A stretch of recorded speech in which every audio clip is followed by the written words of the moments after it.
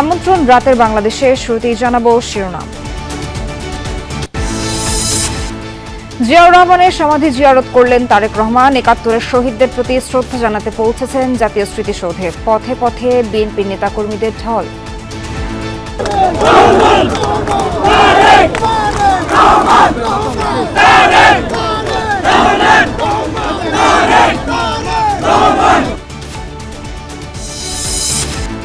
Voter হতে কাল আবেদন করবেন বিএনপির ভারপ্রাপ্ত চেয়ারম্যান। বাধা নেই বলছে ইসি। সশরীরে উপস্থিতির কারণে গুরুত্ব পাচ্ছে নিরাপত্তা ইস্যু। দুর্নীতি বৈষম্যমুক্ত ইনসাফ ভিত্তিক দেশ গড়াই লক্ষ্য বললেন জামায়াত আমির। জাতির ওপর থেকে এখনো কালো ছায়া দূর হয়নি। কালো ছায়া এখনো জাতির উপর থেকে যায়নি। এই কালো ছায়াকে খতম করা পর্যন্ত আমাদের লড়াই, ছাত্র শিবিরের লড়াই অব্যাহত রাখতে হবে।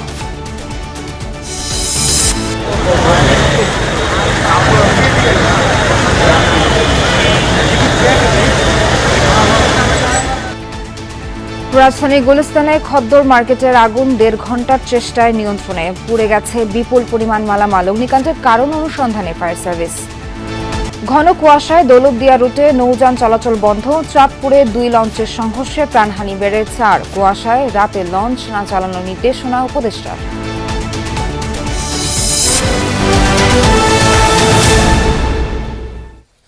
দর্শক, এতক্ষণ শিরোনাম দেখছিলেন। পুরো খবর জানাতে সঙ্গে আছি আমি নাবিলা সোহার। দর্শক, আমরা এর আগেও আপনাকে খবরাখবর জানাচ্ছিলাম সাভারের জাতীয় স্মৃতিসৌধে পৌঁছেছেন তারেক রহমান।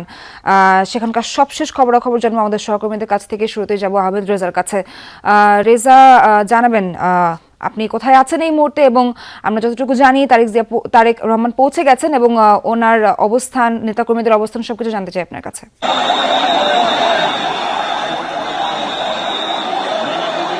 বাংলাদেশ কথিত সেটি এই মুহূর্তে দীর্ঘ প্রতিষ্ঠার পর আসলেন আঞ্চলিক বাংলাদেশে, এবং নেতাকে নিজের সমর্থন জানাচ্ছেন এবং প্রতিক্রিয়া দেখতে পাচ্ছেন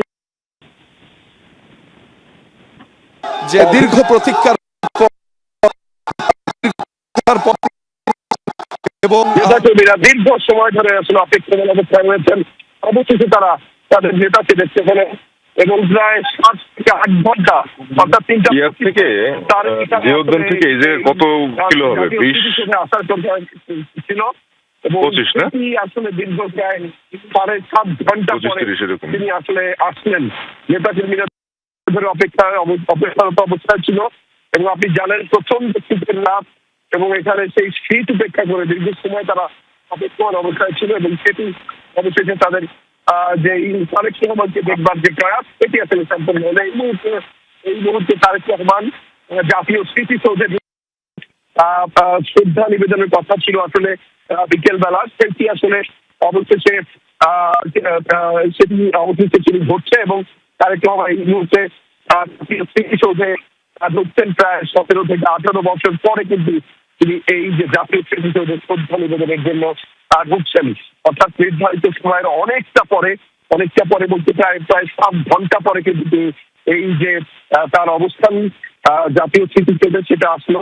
এবং এই অপেক্ষমান যারা উচ্চকিত নেতাকর্মীরা তারা আসলে এখানে দীর্ঘ সময় ধরে অপেক্ষা করছিলেন এবং সেই স্মৃতিসৌধে তাদের যে কার্যক্রম, অর্থাৎ তাদের প্রিয় নেতাকে শুভেচ্ছা জানানো, তাদের প্রিয় নেতাকে একবার প্রতিক্রিয়া জানানো বা ভালোবাসায় শিক্ষিত করা, সেটি কিন্তু অবশিষ্ট হলো এবং প্রায় ৬.৫ থেকে ৭ ঘন্টা পর তিনি যে নির্ধারিত সময় এখানে আসার কথা ছিল, তারপরে মূলত এখানে এই যে জাতীয় স্মৃতিসৌধে আসলো এবং সেই কার্যক্রম দর্শক আপনারা যমুনা টেলিভিশনের মাধ্যমে দেখছিলেন। আমি বলছিলাম যে জানাচ্ছিলাম এখানে ব্যাপক নিরাপত্তা বলয় কিন্তু তৈরি করা হয়েছে। বাংলাদেশ সেনাবাহিনী, বর্ডার গার্ড, বিজিবি এবং বাংলাদেশ পুলিশ সহ অন্যান্য বাহিনীর সদস্যরা রয়েছেন। বিশাল বহর নিয়ে এসেছেন এবং দীর্ঘ সময়টি আসতে বেশ হয়েছে। আপনি জানেন যে পথে পথে নেতাকর্মীরা ছিল তাদের ভালোবাসায় সিক্ত হয়ে এবং সেই ভালোবাসার প্রতিক্রিয়া জানাতে বারংবার তিনি সেই যে লাল সবুজের বাসটি যেটিতে সবার আগে বাংলাদেশ পরিচিত অবস্থায় ছিল, সেটির সামনের অংশে দাঁড়িয়ে গতকালের মতো আজকেও কিন্তু ঢাকা থেকে যখন সাভারে আসলেন সবার ভালোবাসার প্রতিক্রিয়া তিনি সামনে থেকে জানিয়েছেন, হাত দাঁড়িয়ে সে অভিবাদনের প্রতিক্রিয়া কিন্তু ক্রমান্বয়ে তিনি জানিয়েছেন পুরো বাংলাদেশকে। এবং আজকে আসলে তারেক রহমানের দ্বিতীয় দিন, 17 বছর পরে তিনি বাংলাদেশে আসলেন। তার দ্বিতীয় দিনের কর্মসূচি ছিল সকাল থেকে দুপুরের পর থেকে মূলত, এবং দুপুরের পরে প্রথম যে কর্মসূচিটি ছিল সেটি মূলত শহীদ প্রেসিডেন্ট জিয়াউর রহমানের সমাধিস্থলে তিনি গিয়েছেন, অর্থাৎ তার বাবার সমাধিস্থল। সেখানে তিনি পুষ্পস্তবক অর্পণ করেছেন, 1 মিনিট নীরবতা পালন করেছেন। সেই নীরবতা পালন করে কিছুক্ষণ একা সেখানে দাঁড়িয়েও ছিলেন। ফলে সেই কার্যক্রম শেষ করে সাভারের স্মৃতিসৌধে তিনি আসার যে প্রয়াসটি রাখেন দীর্ঘ সময় পরে, অর্থাৎ এই সাভার ঢাকা থেকে সাভারের এই কমপ্লেক্সে যতটুকু নির্ধারিত সময় লাগে তার চেয়ে 6 থেকে 7 রাখেন সেটি দীর্ঘ সময় পরে, অর্থাৎ এই সাভার ঢাকা থেকে সাভারের এই পথটুকু যতটুকু নির্ধারিত সময় লাগে তার চেয়ে 6 থেকে 7 ঘন্টা বেশি সময় লেগেছে। এবং তিনি মূলত এই পুরো সময়টি পথে পথে যে সমস্ত নেতাকর্মীরা, অনুসারীরা, ভক্ত সমর্থকরা অর্থাৎ বিএনপির নেতাকর্মীরা অপেক্ষমান অবস্থায় ছিল, তাদের যে অভিবাদন প্রক্রিয়া সেটিকে আসলে সমর্থন জানিয়েছেন সামনে থেকে। এবং নেতাকর্মীরাও এই শীত উপেক্ষা, তীব্র শীত এবং বাতাস উপেক্ষা করে কিন্তু এখানে দীর্ঘ সময় ছিলেন। তারা এখানে যারা এসেছেন বিভিন্ন শ্রেণী পেশার মানুষের অবস্থান কিন্তু আমরা দেখতে পাচ্ছিলাম। এবং তারাও কিন্তু এই যে তারেক রহমানকে একবার দেখতে পাওয়ার যে প্রয়াস, অর্থাৎ বিএনপির নেতাকর্মীরা তারা যে দীর্ঘ সময় ধরে তারা বেশ নির্যাতনের মধ্য দিয়ে গেছেন, দীর্ঘ সময় ধরে তাদের যে বঞ্চনার শিকার হতে হয়েছে সেটি আসলে নিরসন ঘটছে, সেটির অবসান ঘটছে তারেক রহমানের এই বাংলাদেশের প্রত্যাবর্তনের মাধ্যমে। ফলে এই প্রত্যাবর্তন আসলে অনেক কিছু ইতিবাচক ইঙ্গিত করে। এই প্রত্যাবর্তন আসলে নেতাকর্মী সহ বিএনপির যে রাজনীতি সেটিকে আরও অনেকটা চাঙ্গা করে তুলেছে। ফলে স্থানীয় নেতাকর্মীরা তো বটেই, বিভিন্ন অঞ্চলের নেতাকর্মীরাও কিন্তু ইতিমধ্যে তাদের মতো করে এই যে তারেক রহমানের প্রত্যাবর্তন সেটাকে ইতিবাচকভাবে দেখছেন এবং সেই ইতিবাচক বার্তা আসলে সবার প্রতি ছড়িয়ে দিতে চান। বলা হচ্ছিল যে তারেক রহমানের এই যে অবস্থান কিংবা নেতাকর্মীদের সাথে সহ অবস্থান রাজনৈতিক কারণে বটেই, দেশের নানা সামাজিক প্রেক্ষাপট, রাজনৈতিক প্রেক্ষাপটে এটি অত্যন্ত গুরুত্বপূর্ণ হয়ে উঠেছে। এবং সোহার, আপনি জানেন যে ত্রয়োদশ সংসদ নির্বাচনে একজন প্রার্থী হিসাবেও কিন্তু তিনি আছেন, অর্থাৎ ধানের শীষ প্রতীকে তিনি লড়বেন বগুড়া থেকে। এবং সেই যে লড়ার প্রয়াস বা জাতীয় রাজনীতিতে তার অবস্থান সেটিকে ঘিরেও কিন্তু তার এই যে নেতাকর্মীদের মাঝে নিজের যে ভালোবাসা, নিজের যে পরিকল্পনা সেটি ছড়িয়ে দেবার যে প্রয়াস ক্রমান্বয়ে গত 2 দিন ধরে, মূলত গতকাল এবং আজকে আমরা দেখেছি যে সেটা ক্রমান্বয়ে তিনি তার বক্তব্যের মাধ্যমে, তার উপস্থিতির মাধ্যমে সেটি নেতাকর্মী এবং সাধারণ জনগণের মধ্যে ছড়িয়ে দিচ্ছেন। এবং সেই প্রয়াসের অংশ হিসেবে আজ জাতীয় স্মৃতিসৌধে মহান মুক্তিযুদ্ধের মহান শহীদদের প্রতি শ্রদ্ধা জানাতে তিনি এখানে এসেছিলেন, যেটি নির্ধারিত সময় ছিল বেলা 3টা 25। সেটি আসলে ব্যতি রেখে 6 থেকে 7 ঘন্টা পরে তিনি এখানে এসেছেন। এবং এই পুরো সময়টুকু দীর্ঘ সময় লেগেছে মূলত জনগণের ভালোবাসায় সিক্ত হয়ে সেই যে অভিবাদন প্রক্রিয়া কিংবা তার প্রতিক্রিয়া জানানোর যে প্রয়াস বা কার্যক্রম সেটির কারণে। এবং দীর্ঘ সময় পরে এখানে তিনি অবস্থান করবেন। এখানে বেশ নিরাপত্তা বলয় কিন্তু রয়েছে, বেশ কয়েকটি বাহিনীর, আইনশৃঙ্খলা বাহিনীর সদস্যদের বেষ্টনীর মাধ্যমে প্রচুর নিরাপত্তা বলয় তৈরি করা হয়েছে। বিশেষ করে বাংলাদেশ পুলিশ, বাংলাদেশ সেনাবাহিনী, র্যাপিড অ্যাকশন ব্যাটালিয়ন, APBN এর সমন্বিত বাহিনীর সমন্বয়ে এখানে কয়েক স্তরের নিরাপত্তা বলয় তৈরি করা হয়েছে। যে কারণে আসলে নিরাপত্তা তৈরি করা হচ্ছে সেটি হচ্ছে যে এখানে প্রচুর সমর্থক নেতাকর্মীরা রয়েছেন, তাদের যে উপচে পড়া ভিড় সেটি নিয়ন্ত্রণে একটি বড় চ্যালেঞ্জ হয়ে দাঁড়িয়েছে শৃঙ্খলা রক্ষা, সেটি সামাল দিতেই এই কয়েক স্তরের নিরাপত্তা বলয় কিন্তু আলাদাভাবে তৈরি করা হয়েছে। আমরা দেখেছি যে একটু আগেই লাল সবুজের যে বাসটি, যেটিতে সবার আগে বাংলাদেশ খচিত, সেটির সামনের অংশে দাঁড়িয়ে তারেক রহমান হাত নেড়ে নেড়ে অভিবাদন জানিয়েছিলেন এবং প্রত্যেককে সেই অভিবাদনের প্রতিক্রিয়া জানাচ্ছিলেন। রেজা, আপনার মাধ্যমে আমরা দেখাচ্ছিলাম আমাদের তারেক রহমান স্মৃতিসৌধে পৌঁছেছে এবং অন্যান্য নেতাকর্মীরাও সেখানে গাড়ি ভরে পৌঁছেছেন। ধন্যবাদ আপনাকে সবশেষ খবর জানানোর জন্য। 19 বছর পর বাবার সমাধিতে শ্রদ্ধা জানালেন ছেলে তারেক রহমান। নীরবে দাঁড়ালেন কিছু সময়, 2 হাত তুলে নিজেই করলেন দোয়া। এর আগে স্থায়ী কমিটির সদস্যদের নিয়ে পুষ্পস্তবক অর্পণ করেন বিএনপির প্রতিষ্ঠাতার সমাধিতে। ঐতিহাসিক স্বদেশ প্রত্যাবর্তনের দ্বিতীয় দিনেও নেতাকর্মীদের উপচে পড়া ভিড় ছিল জিয়া উদ্যানে। মরহুম বাবার শিয়রে দাঁড়িয়ে সন্তান একা, শেরেবাংলা নগরের সমাধিস্থলে 2 হাত তুলে বাবার আত্মার মাগফিরাত কামনা করেন স্রষ্টার কাছে, অলক্ষ্যে নেন আশীর্বাদও। সবশেষ 2006 সালে তারেক রহমান শ্রদ্ধা জানান বিএনপির প্রতিষ্ঠাতা প্রয়াত রাষ্ট্রপতি জিয়াউর রহমানের সমাধিতে। এরপর 2007-এর আলোচিত 1/11 আর 2008-এ নির্বাসিত জীবনের শুরু। 17 বছর পর রাজস্বিক এক স্বদেশ প্রত্যাবর্তনের মধ্য দিয়ে দেশের মাটিতে বিএনপির ভারপ্রাপ্ত চেয়ারম্যান তারেক রহমান প্রথম দিনেই হাসপাতালে যান মাকে দেখতে।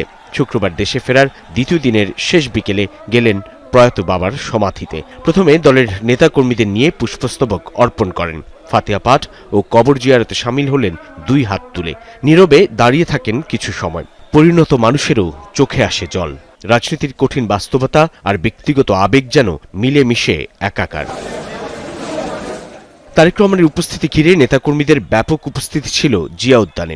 আশপাশের এলাকায় ছিল বর্ণিল ব্যানার আর প্লেকার্ড। বিএনপির প্রতিষ্ঠাতা জিয়াউর রহমানের সমাধিতে শ্রদ্ধা জানানোর মধ্য দিয়ে যেন দেশের মাটিতে তারেক রহমানের নতুন রাজনৈতিক অধ্যায়ের সূচনা হলো। প্রায় আধ ঘন্টা অবস্থান করেন জিয়া সমাধি কমপ্লেক্সে। যে তারেক রহমানের প্রত্যাবর্তন বাংলাদেশের রাজনৈতিক ইতিহাসে একটা পরিবর্তন নিয়ে আসলো, একটা ইতিবাচক পরিবর্তন নিয়ে আসলো। আমরা আজকে অপেক্ষা করে আছি এই নেতার নেতৃত্বে একটা সত্যিকার অর্থেই একটা সুখী, সমৃদ্ধ গণতান্ত্রিক বাংলাদেশ নির্মাণের জন্য। বহুদলীয় গণতন্ত্রের প্রবর্তক শহীদ রাষ্ট্রপতি জিয়াউর রহমান এটার প্রতিপালন করেছেন আমাদের নেত্রী, দেশনেত্রী বেগম খালেদা জিয়া। আবার এটাকে আরও পরিস্ফুটন করবেন আমাদের নেতা তারেক রহমান সাহেব। এটা আমার জনগণের প্রত্যাশা।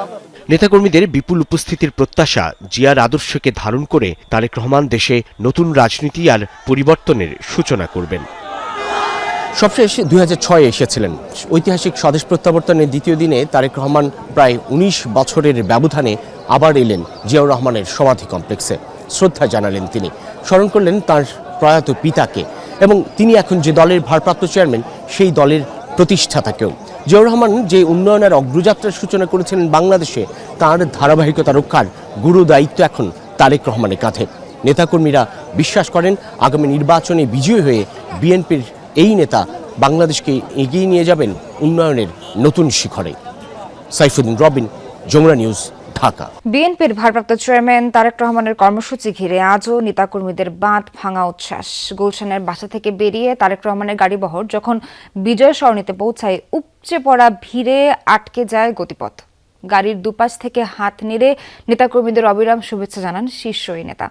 কঠোর নিরাপত্তার মধ্য দিয়ে কর্মীদের ভিড় ঠেলে জিয়াউর রহমানের সমাধিতে পৌঁছাতে সময় লেগে যায় প্রায় 2 ঘন্টা। মা মাটির স্পর্শ পেয়েছেন আগের দিনেই। শুক্রবার জুমার নামাজ শেষ হতেই দীর্ঘ 19 বছর পর বাবার কবর জিয়ারতের উদ্দেশ্যে গুলশান এভিনিউয়ের বাসা থেকে বের হন তারেক রহমান। এ যেন আগের দিনের পুনরাবৃত্তি। আবারও সবার আগে বাংলাদেশ ব্যানারে সাজানো লাল সবুজ রঙের বাসটিতে চড়েই রওনা হলেন জিয়া উদ্যানের দিকে। দীর্ঘ 1.5 যুগ পর নেতা ফিরেছেন, কর্মীদের আনন্দ উচ্ছ্বাস কি একদিনেই ফুরয়? গাড়িবহরের পিছু পিছু হাজারো নেতাকর্মী তখন জিয়া উদ্যানের দিকে। এদিনও পুরো পথ জুড়ে দাঁড়িয়ে আর হাত নেড়ে নেতাকর্মী আর সমর্থকদের ভালোবাসার জবাব দেন তারেক রহমান। এদিনও ছিল কয়েক স্তরের নিরাপত্তা। এর মধ্য দিয়েই এগিয়ে যেতে থাকে তারেক রহমানকে বহনকারী বাসটি। জনস্রোত ঠেলে জিয়া উদ্যানে পৌঁছাতে পেরিয়ে যায় ঘন্টারও বেশি সময়।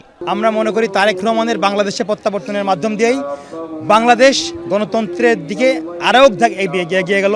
তার বাবারের কবরটি দীর্ঘ 17 বছর পর দেখে তিনি আবেগে আপ্লুত হয়ে গিয়েছিলেন। তার মুখে কোনো ভাষা ছিল না, তার চোখ দেখে আমরা অনুধাবন করতে পেরেছি। যেখানে সকাল থেকেই দলীয় পতাকা, ব্যানার ও পোস্টার নিয়ে অপেক্ষায় ছিলেন বিএনপি ও অঙ্গ সংগঠনের নেতাকর্মীরা।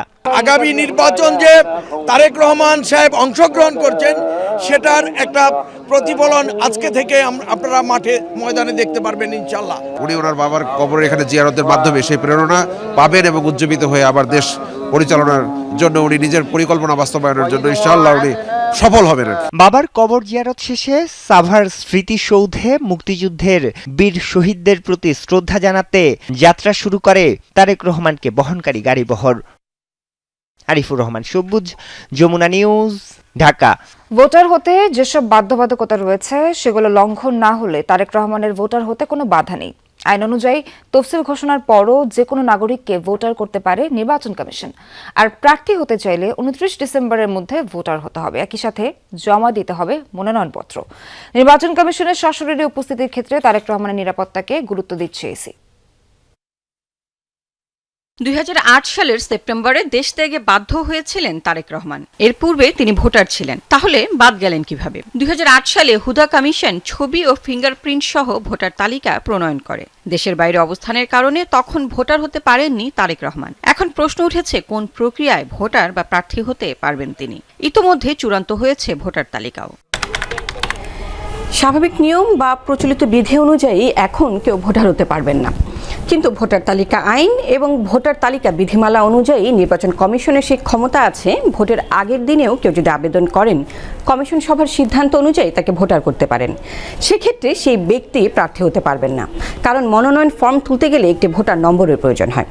তারেক রহমান যদি মনোনয়নপত্র দাখিলের আগে ভোটার হন এবং মনোনয়নপত্র জমা দেন, সেক্ষেত্রে প্রার্থী হতে তার কোনো বাধা নেই। যে মুহূর্তে উনি জমা দেবেন সেই মুহূর্তে ওনার সব যোগ্যতাগুলো থাকতে হবে। যখন আমাদের হার্ড কপি ছিল, মানে যখন আমাদের ডিজিটালাইজেশন হয়নি, ডিস্ট্রিক্ট ইলেকশন অফিসার বা সে তখন ওর পাশে স্বাক্ষর করে দিত ওই তালিকার মধ্যে ঢুকাই। এর আগে এইভাবে করা হতো, আর এখন তো ঢুকানো তো কোনো ব্যাপার না, সেটা তো অটোমেশন পদ্ধতি।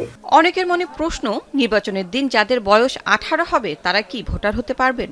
সাধারণের জন্য সেই সুযোগ আছে কিনা? ভোটার তালিকায় অন্তর্ভুক্ত হওয়ার জন্য ইসি নির্ধারিত 31 অক্টোবরের পরে সেই সুযোগ নেই।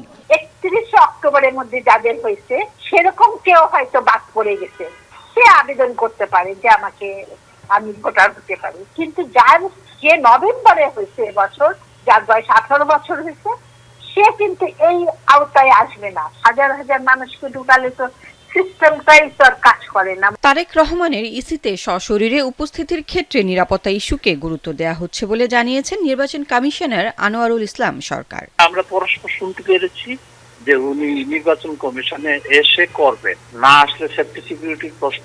কারণ আমাদের এটা তো আবার কেপিআই, আমাদের অফিসটারও সেফটি সিকিউরিটির বিষয় থাকে অনেক সময়, আর ওনারটা তো আপনারা ভালোই বুঝেন। আর যেহেতু শিডিউল ডিক্লেয়ার হওয়া অবস্থা, সেক্ষেত্রে আমরা সর্বোচ্চ নিরাপত্তার বিষয়টাই আমার থাকবে ইনশাল্লাহ। 17 বছরের দীর্ঘ প্রতীক্ষার পর দেশে ফিরেছেন বিএনপির ভারপ্রাপ্ত চেয়ারম্যান তারেক রহমান। তার হাত ধরে সুশাসন, ইতিবাচক রাজনৈতিক পরিবর্তন আসবে বলে প্রত্যাশা জনমনে। লাভলি বিথি, যমুনা নিউজ, ঢাকা। দুর্নীতিমুক্ত, বৈষম্যহীন এবং ইনসাফ ভিত্তিক বাংলাদেশ গড়ে তুলবে জামায়াত ইসলামী। দুপুরে বাংলাদেশ চীন মৈত্রী সম্মেলন কেন্দ্রে ছাত্র শিবিরের কেন্দ্রীয় সদস্য সম্মেলনে এই প্রতিশ্রুতি দেন আমির ডক্টর শফিকুর রহমান। বলেন, জাতির উপর থেকে কালো ছায়া এখনো দূর হয়নি। এই ছায়া না সরা পর্যন্ত ছাত্র শিবির ও জামায়াত সংগ্রাম করে যাবে। অনুষ্ঠানে দলটির সেক্রেটারি জেনারেল অভিযোগ করেন, মিথ্যাচার ও অপপ্রচারের মাধ্যমে ছাত্র শিবির জামায়াতকে দমিয়ে রাখার চেষ্টা চলছে। সকালে রাজধানীর বাংলাদেশ চীন মৈত্রী সম্মেলন কেন্দ্রে দিনব্যাপী শুরু হয় ছাত্র শিবিরের সদস্য সম্মেলন। এর মাধ্যমে সংগঠনটির 2026 মেয়াদের নতুন কেন্দ্রীয় সভাপতি নির্বাচিত হয়েছেন নুরুল ইসলাম সাদ্দাম। অনুষ্ঠানে উপস্থিত ছিলেন জামাত ইসলামী সহ বিভিন্ন রাজনৈতিক দলের শীর্ষ নেতারা। ইসলামী ছাত্র শিবির। প্রধান অতিথির বক্তব্যে জামাত আমির বলেন, জাতির ওপর এখনো কালো ছায়া বিদ্যমান। এই কালো ছায়া সম্পূর্ণভাবে দূর না হওয়া পর্যন্ত ছাত্র শিবির ও জামাতে ইসলামী সংগ্রাম চালিয়ে যাবে। কালো ছায়া এখনো জাতির উপর থেকে যায়নি। এই কালো ছায়াকে খতম করা পর্যন্ত আমাদের লড়াই, ছাত্র শিবিরের লড়াই অব্যাহত রাখতে হবে। আর যাতে শিক্ষা প্রতিষ্ঠানে কলমের বদলে অস্ত্র হাতে না উঠে, মাদকের বোতল হাতে না উঠে। তিনি আরো বলেন, দুর্নীতিমুক্ত ও বৈষম্যহীন রাষ্ট্র গড়ে তুলতে সব ধর্ম ও রাজনৈতিক দলকে ঐক্যবদ্ধভাবে কাজ করতে হবে। বলেন, জামাত ইসলামী বেকার ভাতা দেওয়ার রাজনীতিতে বিশ্বাস করে না, বরং দক্ষ ও যোগ্য মানুষ তৈরি করতে চায়। অনেকে সংখ্যাগণে বলছেন, আমরা এত কোটি এত লক্ষ যুবককে কর্মসংস্থান দিব, বাকিদের কি হবে? বলছেন বাকিদেরকে ভাতা দেবেন। আমরা আমাদের যুবকরা কারো কাছ থেকে বেকার ভাতা গ্রহণ করুক তা দেখতেও চাই না, শুনতেও চাই না। প্রতিটি যুবকের হাতকে দেশ গড়ার কারিগরের হাতে পরিণত করতে চাই।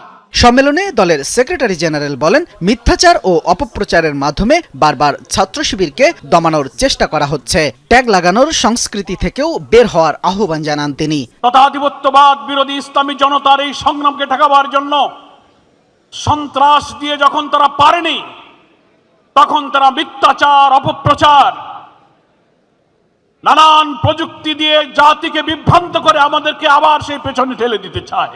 অনুষ্ঠানে আগত অন্যান্য দলের রাজনৈতিক নেতারা ৫ আগস্ট পরবর্তী বাংলাদেশ বিনির্মাণের যে স্বপ্ন দেখা হয়েছিল তা বাস্তবায়নে দলমত নির্বিশেষে সবাইকে ঐক্যবদ্ধ থাকার আহ্বান জানান। মেঘনা যমুনার তীরে আমরা শিবির গড়েছি।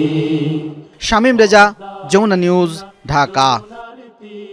শরীফ ওসমান হাদী হত্যার বিচার না হওয়া পর্যন্ত শাহবাগে অবস্থানের কর্মসূচি ঘোষণা করেছে ইনকিলাব মঞ্চ। দুপুরে জুমা নামাজের পর ঢাকা বিশ্ববিদ্যালয় কেন্দ্রীয় মসজিদ প্রাঙ্গণ থেকে বিক্ষোভ মিছিল বের করেন ইনকিলাব মঞ্চের নেতাকর্মী ও সমর্থকরা। মিছিলটি শাহবাগ মোড়ে গিয়ে সেখানে অবস্থান কর্মসূচি শুরু করে। এতে যান চলাচল বন্ধ হয়ে যায়। বিক্ষোভের সংগঠনটি নেতাকর্মীদের পাশাপাশি যোগ দেন সাধারণ শিক্ষার্থীরা। প্রয়োজনে শাহবাগ চত্বরে রাত্রি যাপনের ঘোষণাও দেন ইনকিলাব মঞ্চের সদস্য সচিব আব্দুল্লাহ আল জাবের। গত 12 ডিসেম্বর নির্বাচনী প্রচারণা শেষে রিকশায় বাড়ি ফেরার পথে গুলিবিদ্ধ হন Osman Hadi. 18 December Singapore general হাসপাতালে মারা যান তিনি। ওসমান হাদীর খুনিদের বিচার করাই হচ্ছে সমাধান। আমরা জানতে চাই, এখন পর্যন্ত বাংলাদেশের গোয়েন্দা সংস্থাগুলো কি কি পদক্ষেপ নিয়েছে, আজকে আপনাদের কি হয়েছে যে আপনারা তাদেরকে খুঁজে বের করতে পারেন না, আমরা জানতে চাই। সারা বাংলায় প্রকট দেব, প্রয়োজনে আমরা যমুনা ঘেরাও করব। যদি না হয় আমরা ক্যান্টনমেন্টে লং মার্চ ঘোষণা করব। রাজধানীর গুলিস্তানের 0 পয়েন্টে অবস্থিত খদ্দর বাজার শপিং কমপ্লেক্সে ভয়াবহ অগ্নিকাণ্ডের ঘটনা ঘটেছে। প্রায় 1.5 ঘন্টার চেষ্টায় সন্ধ্যা 6:58 আগুন নিয়ন্ত্রণে আসে। বিকেল 5:28 ভবনটির 8 তলার ছাদে অবস্থিত একটি গোডাউনে এই আগুনের সূত্রপাত হয়। ফায়ার সার্ভিস সূত্রে জানা গেছে, আগুনের খবর পাওয়ার 5 মিনিটের মাথায় ফায়ার সার্ভিস ঘটনাস্থলে পৌঁছায়।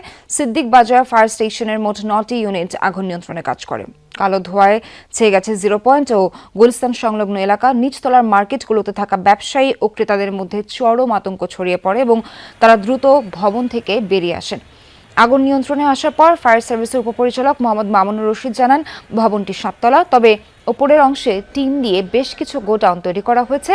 সেগুলোতে টুপি, আতর, তাসবি ও জয়নামাজ সহ নানা পণ্য রয়েছে। ভবনটিতে ফায়ার হাইড্রেন্ট না থাকায় সময় একটু বেশি লেগেছে।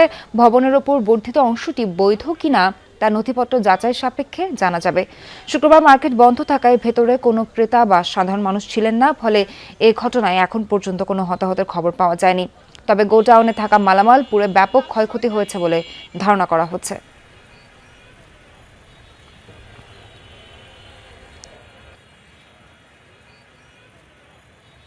আমরা হঠাৎ করে দেখলাম আগুন লাগছে, দৌড়ে এসে নিচের দোকান বন্ধ করছি। বিভিন্ন গোডাউন, সব গোডাউন ভাই, সমস্ত কার্পেট, জায়নামাজ, টুপি। উপরে যে একটা ফ্লোর আগুন লাগছে, ওই ফ্লোরটাই অন্য কোনো আর ফ্লোর লাগে নাই, অন্য কোনো ফ্লোরে যা নাই। যদি প্রতিষ্ঠানে ফায়ার হাইড্রেন্ট থাকতো তাহলে হয়তো ইনিশিয়াল স্টেজে আগুনটাকে আরও দ্রুত নির্বাপন করা যেত। সূত্রপাত আপাতত যেহেতু আজকে শুক্রবার ছিল, মার্কেট বন্ধ ছিল, এটা তদন্ত সাপেক্ষে বলা সম্ভব। কেউ হতাহত হয় নাই। এখানে আগুনটা আমাদের যে ফায়ার সার্ভিসের যে দক্ষ কর্মী বাহিনী আছে তারা তাদের প্রচেষ্টায় এবং স্থানীয় ভলেন্টিয়ার, স্থানীয় লোকজন, মার্কেটের যারা রয়েছে তাদের সার্বিক সহযোগিতা আগুনটা নিয়ন্ত্রণে আনা সম্ভব হয়েছে।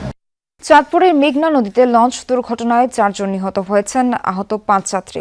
বৃহস্পতিবার মধ্যরাতে হরিণাঘাট এলাকায় বরিশালগামী অ্যাডভেঞ্চার 9 এবং ভোলা থেকে ঢাকামুখী এমভি জাকির সম্রাট লঞ্চের মধ্যে এই দুর্ঘটনা ঘটে। এরই মধ্যে ঘটনা তদন্তে 8 সদস্যের কমিটি গঠন করেছে নৌপরিবহন মন্ত্রণালয়। নিহতরা হলেন আব্দুল গনি, সাজু, হানিফ ও রিনা। তারা সবাই ভোলার বাসিন্দা। সারিবদ্ধ 4টি লাশ, যাদের পরিচয় শুধুই মৃতদেহ, অথচ তারা ছিলেন কারো বাবা, কারো ভাই, কারো বোন, কারো স্ত্রী বা স্বামী, ছিলেন পরিবারের উপার্জনক্ষম ব্যক্তি। মরদেহের পাশে আর্তনাদের সঙ্গে অনিশ্চয়তা, যতটা না ভবিষ্যৎ নিয়ে তার চেয়ে বেশি ঝক্কি ঝামেলাহীনভাবে প্রিয়জনের মরদেহ গ্রহণ নিয়ে। আমার বাবা মারা গেছে, আমার মার অসুস্থ, আমার মার ডাক্তার দ্বারা নিতে আইছে। আমরা কোনো আবেদন চাই না, আমরা চাই আমাকে লাশ আল্লাহর হুকুম হয়েছে লইয়া গেছে, আমরা চাই যে আমাকে লাশ লইয়া যেতাম। প্রত্যক্ষদর্শী ও স্বজনরা জানান রাত আনুমানিক 2:30টার দিকে বরিশালগামী এমভি অ্যাডভেঞ্চার 9 লঞ্চটি ভোলা ঘোষের হাট থেকে ছেড়ে আসা ঢাকামুখী এমভি জাকির সম্রাট লঞ্চের ডান পাশে আঘাত করে। এ সময় ঘটনাস্থলে 3 জন এবং সদরঘাট পৌঁছানোর পর আরও একজনের মৃত্যু হয়। প্রাথমিক ধারণা ঘন কুয়াশার কারণেই এই দুর্ঘটনা। আমার আপা ওই লঞ্চের ভিতরে লঞ্চের চাপে ছিল, ওই চাপে আর কি একবারে মাথা মুথা একবারে দেশের থেকে আসছিল ঢাকাতে, এই অবস্থায় দুর্ঘটনা হয়েছে। ওর পরে আমরা ফোন পেয়ে সাথে সাথে আমরা আইছি। ঘটনার পর ঝালকাঠি থেকে এমভি অ্যাডভেঞ্চার 9 লঞ্চটি আটক করা হয়েছে, আর এমভি জাকির সম্রাট লঞ্চটি রাখা হয়েছে সদরঘাট টার্মিনালে। লঞ্চ চালকরা জানান শীত মৌসুমে কুয়াশার সঙ্গে যোগ হয় অবৈধ বালুবাহী নৌযানের চলাচল, ফলে দুর্ঘটনার ঝুঁকি বাড়ে কয়েক গুণ। জাহাজ নদীতে বালগেটের কারণে, বালগেটের তো কিছু নাই, তাদের জন্য নদীতে বাধা বিঘ্ন হয় জাহাজ চালানোর জন্য। ওই জাহাজগুলো রাডারে যখন স্পট দেখায় অনেক, তা কোনটা বালগেট, কোনটা যাত্রীবাহী জাহাজ, কোনটা মালবাহী জাহাজ সেটা তো বোঝা যায় না। ক্ষতিগ্রস্ত লঞ্চ পরিদর্শন করেন নৌ পরিবহন উপদেষ্টা। এ সময় দুর্ঘটনার কারণ নির্ণয়ের পাশাপাশি বেশ কিছু নির্দেশনাও দেওয়া হয় সংশ্লিষ্ট কর্মকর্তাদের। কুয়াশায় কোনো লঞ্চ রাত্রে চলবে না, যতক্ষণ পর্যন্ত ভিজিবিলিটি ভালো না হয় ততক্ষণ পর্যন্ত তারা ছাড়বে না, এবং যেখানে তারা দাঁড়াবে সম্পূর্ণ লাইট জ্বালায় দাঁড়াতে হবে। বাল্কহেড এই মৌসুমে সকাল 8টার আগে কোনো বাল্কহেড যদি চলাচল করে তাকে অ্যারেস্ট করার কথা বলা হয়েছে। নিহতদের দাফন কার্যের জন্য মন্ত্রণালয়ের পক্ষ থেকে 1.5 লাখ টাকা ও আহতদের চিকিৎসায় 50,000 টাকা দেওয়ার ঘোষণা দেন উপদেষ্টা। নৌপথে যেসব দুর্ঘটনা হয় তার অধিকাংশের জন্য দায়ী করা হয় বালিবাহী অবৈধ নৌযানগুলোকে। আর এই লঞ্চ দুর্ঘটনার পর আবারও লঞ্চ চালক এবং যাত্রী উভয়ে দাবি করছেন যদি এই অবৈধ নৌযানগুলোকে বন্ধ করা না যায় তাহলে শীত মৌসুমে বিশেষ করে যখন ঘন কুয়াশা হয় তখন নৌপথের এই যে লঞ্চ দুর্ঘটনা সেটির সংখ্যা দিনকে দিন বেড়েই যাবে। রিয়াজ রায়হান, যমুনা নিউজ, ঢাকা। ঘন কুয়াশার কারণে পাটুরিয়া, দৌলতদিয়া, আরিচা, কাজিরহাট নৌ রুটে ফেরি চলাচল বন্ধ। মাছ নদীতে যাত্রী ও যানবাহন নিয়ে আটকা পড়েছে 5টি ফেরি। পরে সন্ধ্যা 7:30 থেকে ফেরি চলাচল বন্ধ ঘোষণা করে ঘাট কর্তৃপক্ষ। বিআরডব্লিউটিসির কর্মকর্তা জানান সন্ধ্যার পর থেকে পদ্মা যমুনা অববাহিকায় ঘন কুয়াশা পড়তে থাকে। এক পর্যায়ে তীব্রতা বেড়ে গেলে ফেরি চলাচলের অনুপযোগী হয়ে পড়ে। দুর্ঘটনা এড়াতে ফেরি চলাচল বন্ধ রাখা হয়। ঘন কুয়াশায় তীরে ভিড়তে না পেরে আটকে পড়েছে 5টি ফেরি। এদিকে ঘাটে পারাপারের অপেক্ষায় আটকা পড়েছে শতাধিক যানবাহন। কুয়াশা কেটে গেলেই পুনরায় ফেরি চলাচল শুরু হবে বলে জানান কর্মকর্তারা। এর আগে বৃহস্পতিবার মধ্যরাত থেকে শুক্রবার সকাল পর্যন্ত টানা 9.5 ঘন্টা ওই দুটি ঘাটে ফেরি চলাচল বন্ধ থাকে।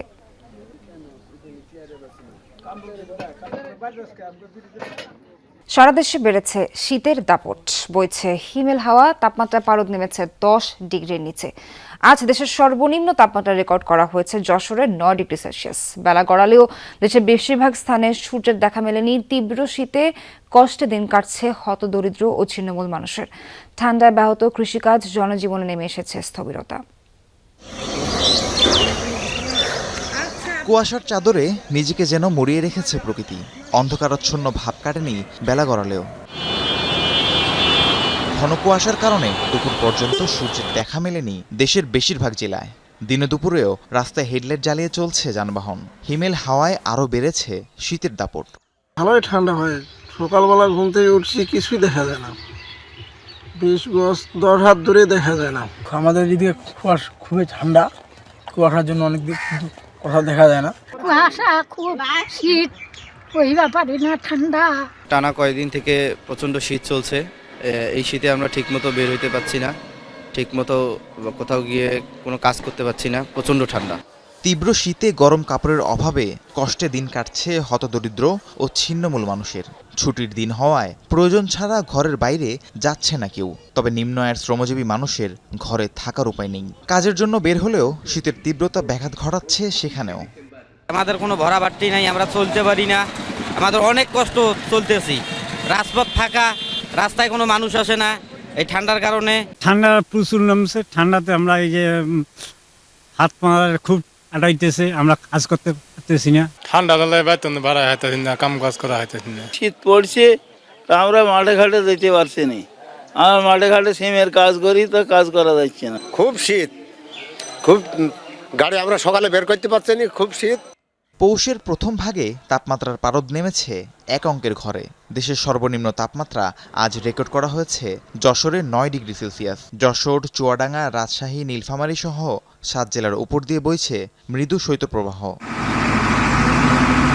এদিকে ঘন কুয়াশার কারণে পাটুরিয়া, দৌলতদিয়া ও আরিচা কাজিরহাট নৌরুটে বৃহস্পতিবার রাত 12টা থেকে 9.5 ঘন্টা বন্ধ ছিল ফেরি চলাচল।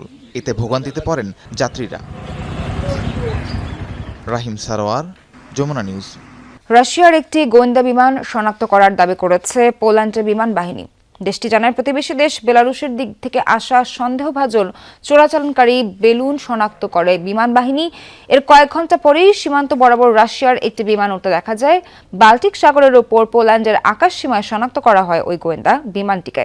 শনাক্তের পর সেটির গতিরোধ করে সীমান্ত দিয়ে বের করে দেয়া হয়েছে। সোশ্যাল হ্যান্ডেল এক্সে বৃহস্পতিবার প্রকাশ করা বিবৃতিতে এ তথ্য জানায় বিমান বাহিনী কমান্ডার। এ ঘটনায় সাময়িকভাবে উত্তর পূর্বাঞ্চলের বেসামরিক আকাশ সীমা বন্ধের ঘোষণা দেয় ওয়ারিশ, তবে প্রকাশ করেনি আর কোনো তথ্য।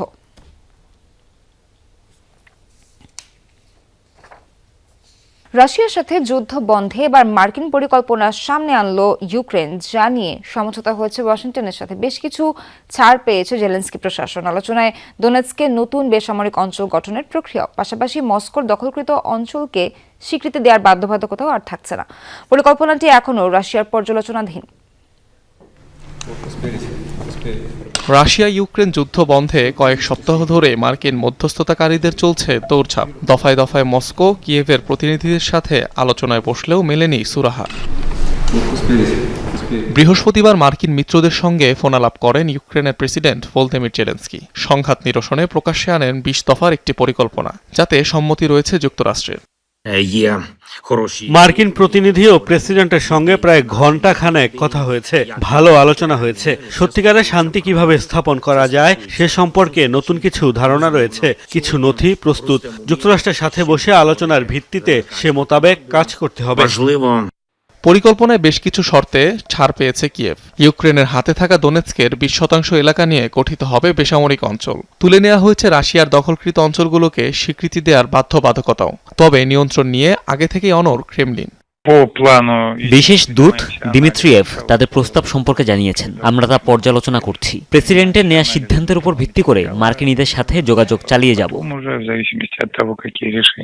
পরিকল্পনাটি নিয়ে যুক্তরাষ্ট্র ও ইউক্রেনের সমঝোতা হলেও রাশিয়া তা মানবে কিনা সেটি নিয়ে বড়সড় প্রশ্ন থেকেই যাচ্ছে। 2014 সালে ক্রাইমিয়া দখলের পর 22 সালে ইউক্রেনের আরও 4 অঞ্চল ভূখণ্ডে যুক্ত করার দাবি করে মস্কো।